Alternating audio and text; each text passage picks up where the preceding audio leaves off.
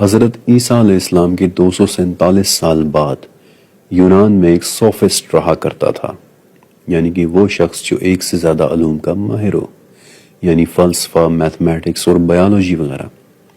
اس شخص کا نام تھا لوسیس فلاویس، اور یہ وہ پہلا شخص ہے جس نے اپنی تاریخ کی کتاب میں ایتھوپیا کے اندر ایک ڈریگن کو دیکھے جانے کا آنکھوں دیکھا واقعہ لکھا ہے۔ اس کی کتاب کا نام ہے اپولونیس آف تیانا، اور اس میں وہ بتاتا ہے کہ ہم نے ایتھوپیا میں بہت بڑے بڑے اڑنے والے سانپ آسمان سے اترتے دیکھے جو ہاتھیوں کا شکار کرتے تھے۔ لیکن دنیا بھر کی مائتھولوجیز، یہاں تک کہ تاریخ میں بھی ڈریگنز کا ذکر مل جانا شاید سب سے زیادہ حیران کن بات نہیں ہے، بلکہ اصل حیرت کی بات تو یہ ہے کہ ایک بہت بڑے اڑنے والے سانپ کا ذکر مذاہب میں بھی مل جاتا ہے۔ مثلا عیسائیت، بائبل میں اڑنے والے بہت بڑے اور ایک چنگاڑتے ہوئے سانپ کا نام آتا ہے، لیویاتھن، جس کا ذکر بک آف جاب 41 1-34 میں ہے۔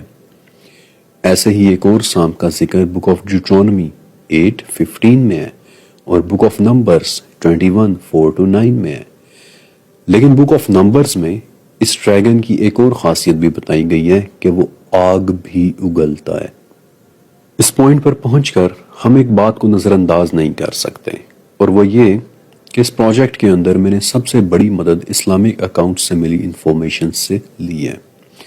آپ کو اس پروجیکٹ میں شاید سب سے زیادہ ریفرنسز اسلام کے نظر آئے ہوں گے، کیونکہ تمام مذاہب میں سب سے زیادہ لاجیکل اور حقیقی وضاحت اسلام ہی میں ملتی ہے۔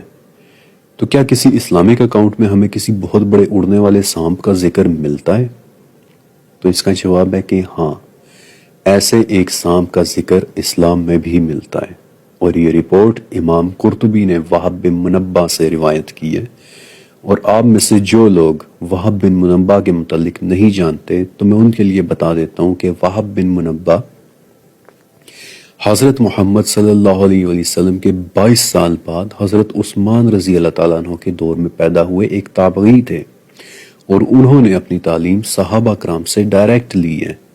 اور وہ یہ بات رپورٹ کرتے ہیں کہ جب آدم علیہ السلام جنت میں تھے اور شیطان نے انہیں بہکانے کے لیے ان تک پہنچنا چاہا، تو اس وقت وہ ایک بہت بڑے سانپ کے منہ میں بیٹھ کر جنت میں داخل ہوا تھا، اور وہ سانپ ٹانگوں والا تھا۔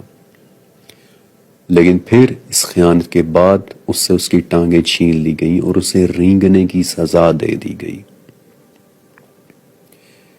یہ تمام باتیں سن کر آپ کو کیا لگ رہا ہے؟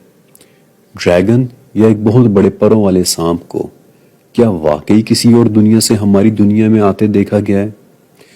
آپ جانتے ہیں کہ مایان تہذیب کے بڑے خداؤں میں سے ایک خدا کا کیا نام تھا؟